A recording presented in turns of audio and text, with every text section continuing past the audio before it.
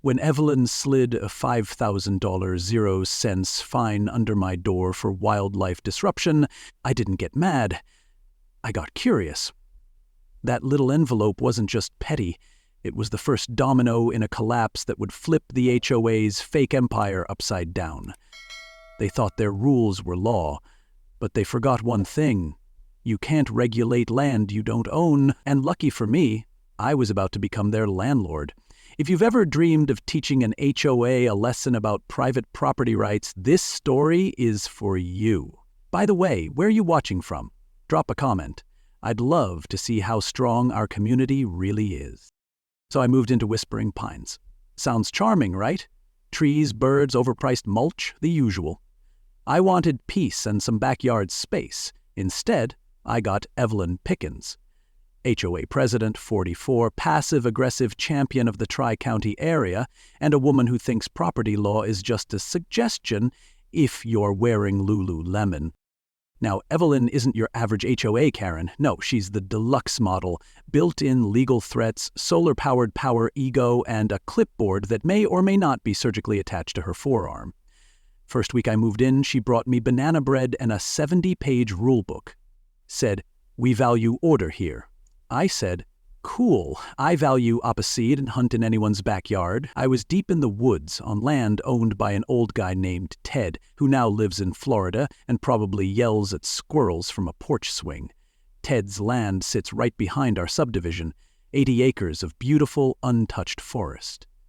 When I asked him if I could hunt there, he emailed back, "Have done and done." So picture me, sitting there in full camo, coffee in hand, admiring a clean takedown of a handsome 8-point buck. And out of nowhere, here comes Evelyn, leading a parade of yoga moms on what she calls her mindful morning wellness trek. They come around the bend like it's the Oregon Trail, all matching water bottles and outrage. She freezes. Her mouth drops. Then she yells, "This is a protected community trail, and you're breaking environmental law." I blinked and said, "Ma'am, you're trespassing on Ted's land, and this deer had a better legal argument than you." That didn't stop her from snapping pictures like she was on a safari for criminals and huffing off like she just lost a gold medal in judgmental walking. 3 days later, I get home to find a violation letter stuck to my door with enough tape to survive a hurricane. It said I owed $5,000, 0 cents, for humane hunting behavior and causing emotional distress to the community. Yeah, a buck. In the woods, on private property. Apparently, I'd traumatized someone's poodle doing downward dog on the porch. Naturally, I called up Sarah, my only normal neighbor and the unofficial. She whispers, "Evelyn's telling people you're some kind of unstable mountain man. PTA moms are clutching their oat milk." That's when I learned Evelyn had been treating Ted's land like her own personal hiking theme park, leading daily forest therapy walks, installing bird feeders, even holding sun salute Sundays, without ever getting permission from the guy who actually owns the land. Now you tell me, who's the problem here? The guy who asked for legal permission and left no trace? Or the lady hosting weekly HOA fund nature romps on land she doesn't even pay taxes on? And that, my friend, is when I decided I wasn't just going to fight the fine, I was going to flip the game board stick around for next up. I called Ted, cut a deal, and buy the whole dang forest she's been trespassing on for years. Let's just say her chakra wasn't ready. And you tell me, if your HOA queen started charging you for using someone else's land, what would you do? Do you ever find out your HOA president is building a nature park on someone else's property, with your neighbor's money and her own face printed on the welcome signs? Because that's where I was. Evelyn Queen Pinecone Pickens had slapped her name across trailhead brochures, fundraiser flyers, even a Facebook banner featuring a hawk that looked like it regretted being involved. And all of it, sitting pretty on 80 acres she didn't own, didn't lease, and hadn't even asked about. Honestly, the gall was inspiring, like if Napoleon wore athleisure and carried a clipboard. Now, I know some folks would have filed a complaint, maybe gone to a meeting, but me, I took the scenic route. I called up old Ted, who was currently living in Florida, battling arthritis and HOA hate mail from 3 states over. I said, "Sir, would you consider selling your land to a local who'd like to protect it from becoming a suburban shrine to a woman with a superiority complex?" He laughed so hard I heard his dentures clack. He replied, "You bring a cashier's check and I'll throw in my homemade salsa recipe. No yoga mats required." It was the most Florida negotiation I've ever had, and honestly, the best. We shook hands over email, signed papers in under a week, and just like that, the deer trails, the hawk signs, and the picnic benches became mine. Evelyn had built an empire of fairy lights and fraud on land that now legally belonged to a guy she tried to fine for disrupting the ecosystem.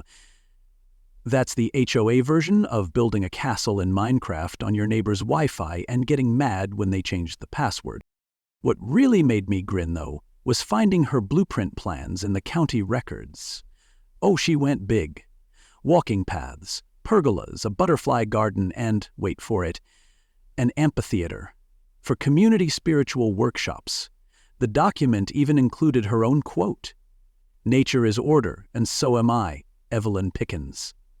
I read that line 3 times and still couldn't tell if it was a park slogan or a villain's speech from a dystopian musical. And the kicker? She'd filed for a state beautification grant, claiming community investment and unanimous support. Unanimous? Ted didn't even know she existed.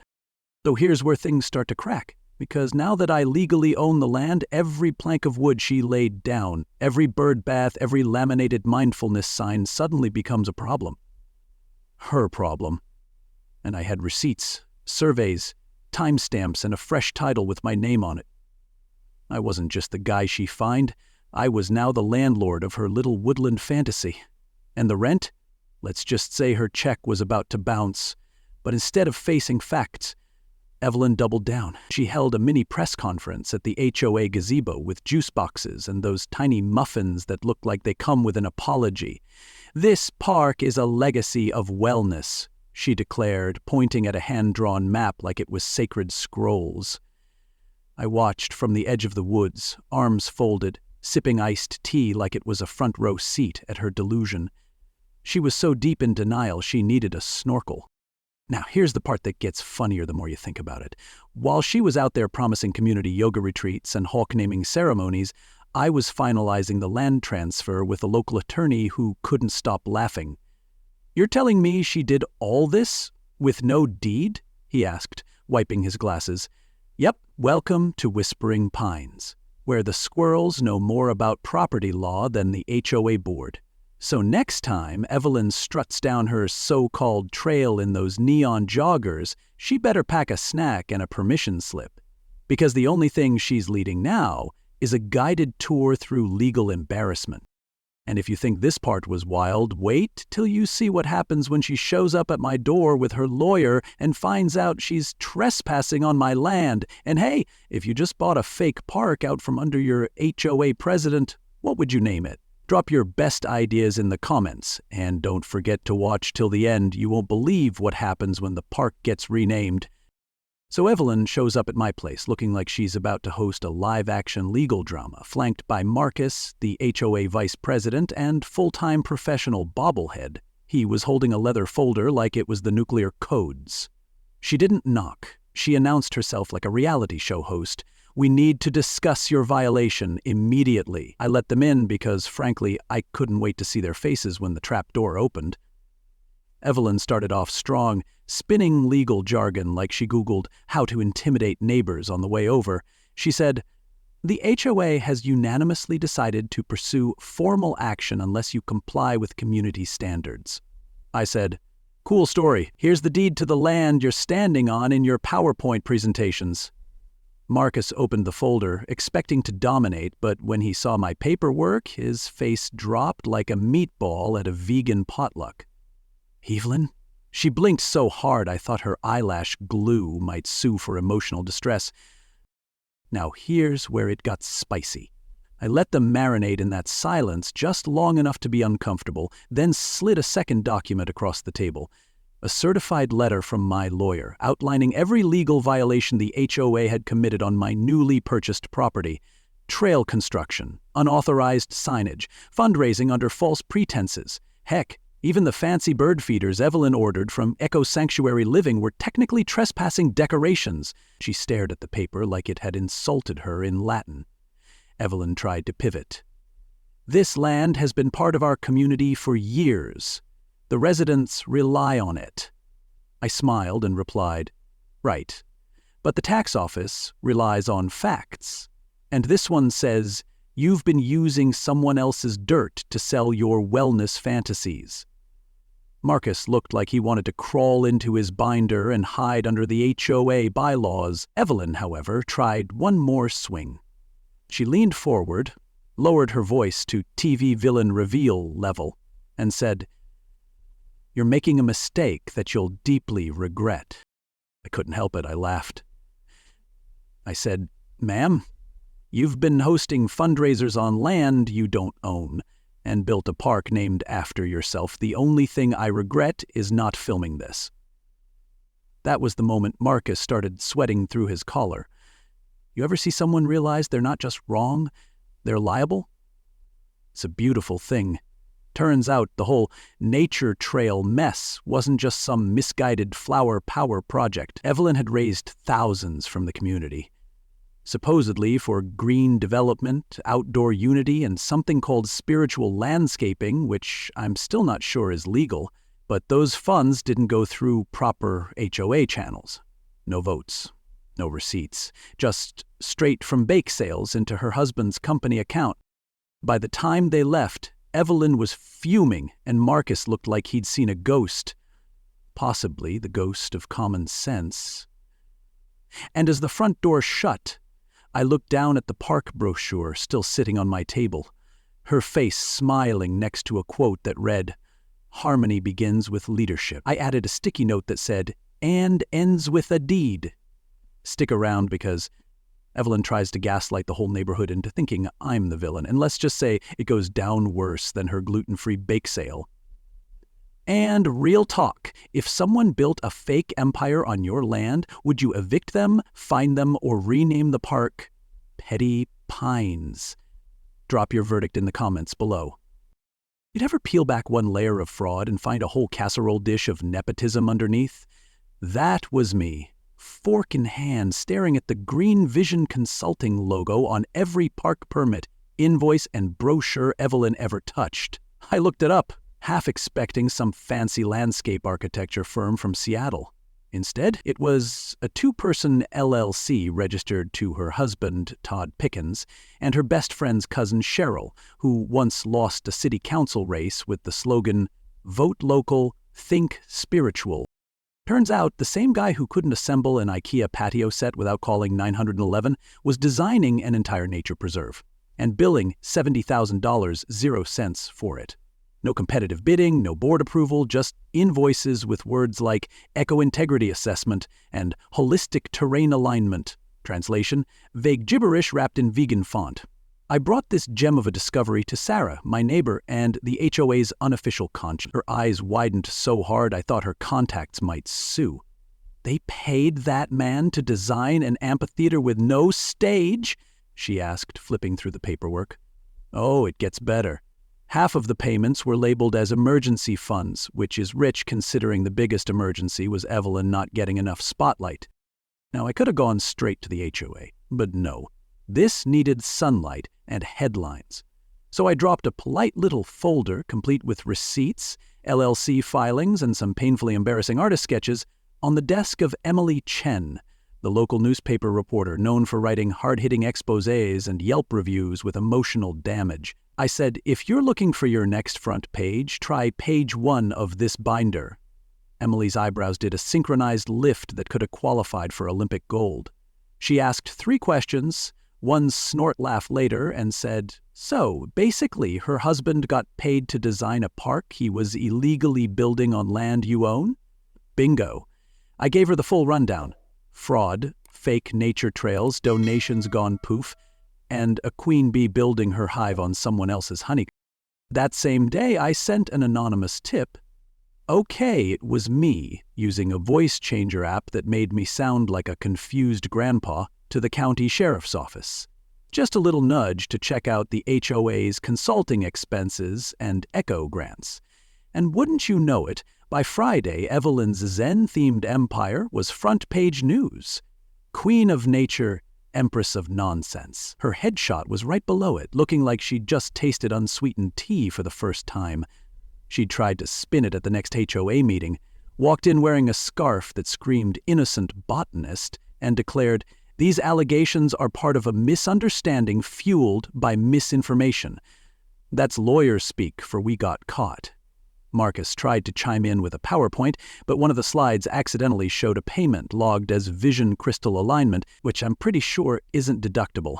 The room got so quiet, you could hear a yoga mat roll itself up in shame. Meanwhile, neighbors started asking real questions, like where their donations went, why the wellness bridge was actually a rotting plank with fairy lights, and whether Evelyn's husband had ever even been to the property. One guy, John the retired accountant, stood up and asked, "Why did we pay $4,000 for a compost meditation circle?" Evelyn blinked like she was buffering, but, "Oh, you haven't seen anything yet." Let's just say it ends with flashing lights, yoga pants, and a police report. What would you do if your HOA turned into a family-run fraud operation in athleisure? Call a lawyer, a locksmith, or just the local news? Drop your battle plan in the comments and stay tuned, because the fireworks are just getting started. You ever see someone try to start a revolution with trail mix and matching yoga jackets? Because that's what Evelyn did when she posted a neighborhood-wide call for a community trail reclaiming walk, which, if you speak fluent HOA, translates to trespass party with gluten-free granola bars. She encouraged everyone to bring the kids, bring the cameras, and reclaim our space. I read that post twice, laughed once, then got to work building a fence that said, "Not today, cardio crusaders." I didn't just put up a fence, I built an entire legal obstacle course. Warning signs, conservation status notices, and a charming little info kiosk explaining why this land was now a private wildlife sanctuary. I even threw in a QR code that led to a PDF titled, "How Not to Trespass Like a Clown." And just to complete the welcome committee, I looped in Detective Morgan, who arrived that morning with 2 squad cars and a cup of coffee that said, "Nope" on the side. Then Evelyn strutted up like she was about to lead the march on Washington. Full REI get-up, hiking pole she clearly didn't know how to use, and a megaphone that was one passive-aggressive command away from filing a noise complaint against itself. Behind her, about 30 residents, half of them confused, the other half carrying signs like "Nature belongs to us" and "Save our trails, ban the troll." I assume I was the troll, which is fair. I did install a motion sensor that played banjo music when someone stepped too close. She shouted, "This land is a shared treasure and no man has the right to fence it off from the people." I smiled and said, "One more step and you'll be doing downward dog in county jail." Right on cue, Detective Morgan stepped forward and addressed the crowd like a disappointed substitute teacher. Calm, firm, and carrying enough legal documentation to make a courthouse blush. He explained that the land was privately owned, the permit for public use revoked, the fundraising tied to it under investigation, and the group's little hike now teetering on the edge of criminal trespassing. You could hear the trail mix bags shaking. A few folks backed away slowly, like Evelyn had just announced they'd be required to do math. Marcus, the vice president of the HOA, tried to melt into the crowd. Someone asked if he was with Evelyn, and he said, "I just came for the muffins." Then Evelyn tried to rally. "This is an abuse of power," she cried, clutching her megaphone like it was the last rose on The Bachelor. Morgan didn't blink. He calmly pointed out that organizing a mass trespass could result in legal consequences, especially with evidence that she'd promoted it online. At that moment, Evelyn's confidence deflated like a yoga ball at a hedgehog festival. She huffed, turned on her heel, and stomped off the way she'd come, in less a triumphant leader, more like a deflated hot air balloon in hiking boots. Most of the crowd scattered after that. A few stayed behind to apologize. One guy even offered me homemade banana bread as a peace treaty. I accepted. It was decent. As for Evelyn, she left with a police warning, 0 followers, and a bruise on her pride that matched her neon pink windbreaker. The next day, someone posted a meme in the community Facebook group. Her face photoshopped onto a trail closed sign. The comments section had more traffic than the HOA pool on 4th of July.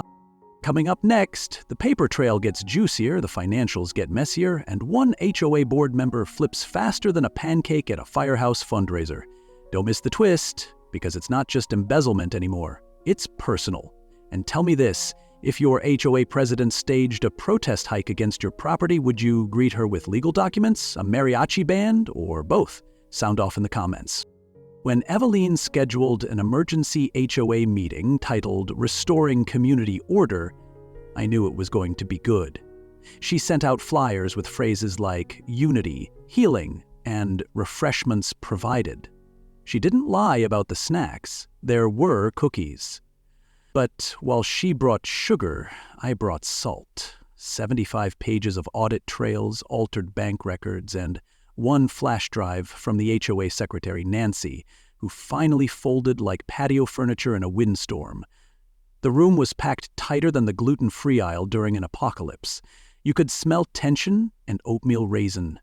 Evelyn opened strong, giving her classic Stepford speech about misunderstandings and certain individuals seeking attention. That certain individual was me, and I was sipping lemonade like it was spiked with popcorn. She even tried to pass around a sign-up sheet for neighborhood healing walks, which I think was just her rebranding the protest hike that almost got her arrested. Then I stood up, held the folder in the air like a Netflix docuseries reveal, and handed out copies to the crowd. Each page walked through misused funds, invoices for Natural Harmony Design, and proof that her husband's company had billed the HOA for things like wildlife harmonization audits and outdoor mindfulness panels. Nancy's flash drive had everything: voice memos, emails, even an HOA Zoom meeting where Evelyn said, "Nobody needs to know who owns the land, just call it ours." Trevor, her husband, and the park's Picasso tried to defend the invoices. He said, "Our designs were vision-based and emotionally integrated." Someone in the back yelled, "Did you charge us $3,000, 0 cents for a birdhouse or a spiritual portal?" The room broke into gasps, laughter, and one guy nearly choked on a snickerdoodle. Meanwhile, the sheriff and the DA just sat in the back, sipping decaf like they were watching a courtroom comedy. Evelyn's eye twitched. She slammed her clipboard down and said, "This is my community. I built this. You can't vote me out." She hadn't even finished the sentence before Richard, the treasurer, stood up, raised his hand, and said, "Motion to remove Evelyn as HOA president effective immediately." The second was instant. The vote?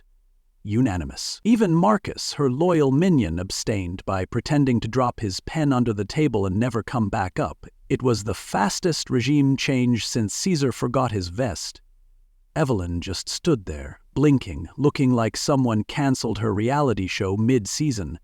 She tried to grab the cookie tray on her way out, but it was intercepted by Cynthia, the HOA board's new secretary, who offered her a firm, "Don't let the door hit you where the truth just did." As she walked out, someone played "Another One Bites the Dust" from their phone. It wasn't subtle, but neither was charging retirees $800, 0 cents for EcoZen benches made from reclaimed pallets. Outside, Evelyn's husband waited in their SUV, already Googling how to dissolve an LLC. So if Evelyn handed you one of those scandal cookies after being voted out, would you eat it, frame it, or send it to the DA as evidence? Drop your snack verdict in the comments. I thought Evelyn was done. I really did. After being voted out, shamed, exposed, and legally side-eyed, most folks would bow out, maybe pick up pottery or therapy. But no, Evelyn went full Shakespeare villain. Her grand finale? A farewell HOA newsletter stapled to every mailbox like it was the Declaration of Sass. The headline read, "He may own the land, but we own the spirit." Ma'am, this isn't a Nicholas Sparks novel, it's a fraud investigation. While the community rolled their eyes and used her newsletter to line bird cages, Evelyn was working overtime in stealth mode. And by stealth, I mean glitter Crocs and a borrowed hoodie that said "Live, Laugh, Litigate." At exactly 11:42 p.m., she and Marcus, yes, the same Marcus who now claimed he barely knew her, were caught on camera lugging HOA document boxes out of a storage unit like two raccoons escaping a recycling bin. I'd had the foresight to tip Detective Morgan off when Nancy mentioned the off-site files. Because if there's one thing I learned from this HOA circus, it's that the cover-up is always dumber than the crime. Flash 2. 30 minutes later, police rolled up like they were delivering a pizza. With backup. Evelyn was mid-box lift when the flashlights hit her like the opening act of a true crime episode. She blurted, "This is just a personal stress purge." Marcus froze like someone unplugged his common sense. They tried to explain they were reorganizing the archives. The DA called it what it was, tampering with evidence. Morgan just handed them each a complimentary set of questions and a citation. Meanwhile, I opened my trail. For real this time. No fake fundraising, no embezzled birdhouses, just a quiet, public trail with a sign that read, "Frank's Last Laugh Trail." Frank, the original landowner, sent a thank you card that said, "Never thought I'd have a trail named after me, especially one that put a crook in jail. The trail has 3 rules. Pack out trash, respect the squirrels, and don't name anything after yourself without land rights and a license." Evelyn's former allies vanished faster than HOA cookies after a meeting. Cynthia issued a community apology, Marcus resigned for mental wellness, and Trevor, last I heard, was applying for a landscaping job in Idaho. The HOA itself was stripped down, rebuilt, and is now run by people who actually read the bylaws instead of using them like emotional flashcards. Residents stopped whispering and started laughing again. Even the guy who once fined me for excessive mailbox flair sent me a fruit basket. As for Evelyn, she pled to a lesser charge. Misdemeanor, evidence tampering, and unauthorized document removal. That's the fancy way of saying tried to delete her own crimes with a cardboard box. She got probation, community service, and a restraining order from anything involving HOA funds for 10 years. That's right, no newsletters, no neighborhood bulletins, no yoga and bylaws brunches. Poetic justice? Nah, this was sitcom karma with a punchline. Trust me, you'll want to stick around till the end. So, here's the big question. If you were in my shoes, would you send Evelyn a sympathy gift card? Or just a trail map with a smiley face? Drop your justice style in the comments. When the dust finally settled, and the last glittery crock left town, I stood on my porch with a cup of coffee and the kind of peace you don't find on Zillow. The HOA was officially disbanded. The fraud gang was playing court-ordered bingo with their probation officers, and Evelyn, the once self-declared Queen of Pines, had moved into a condo complex that didn't even allow potted plants on balconies. Some call that rock bottom. I call it poetic mulch. And what did I do with my sudden villain-turned-hero status? Well, first, I made sure every dime of the $75,000 she refunded after the investigation got turned into something useful. I created a scholarship fund at the local high school. It's called Leadership Without Lying. The first recipients were 2 seniors who wrote essays titled, "Power Corrupts, but Petty Revenge Inspires." I almost teared up. Almost. I still hunt out on my land, except now it's not just hunting. It's heritage. Neighbors wave when they see me heading out in the early morning. One even offered me his old duck blind as a thank you for saving us from HOA hell. And yes, I left up one very important sign by the entrance to my trail. It reads, "Enter with permission or prepare to pay in paperwork." Below it is a small plaque, in memory of every HOA rule that tried me. I get more visitors now, hikers, kids, a few city folks just looking to breathe, but no more trespassers. Funny what boundaries in a court case can do.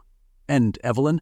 Oh, she rebranded herself. She now runs a Facebook group called HOA Healing, where she posts daily affirmations like, "Control is an illusion," and "Nature can't be governed." It has one member, her cat, Oliver, who I assume has no voting rights. Last week she posted a quote, "Forgiveness is the real power," which is rich coming from someone who once said, "I will make sure you regret buying that land." I almost commented, "How's the lease on that condo?" but I let karma do the talking. See, in the end, this wasn't about birdhouses or hunting or even the park. It was about what happens when control goes unchecked, and no one reads the fine print, literally. And sometimes the best weapon against ego isn't yelling or lawsuits or a protest sign, it's documentation. Paper trails, not power trips.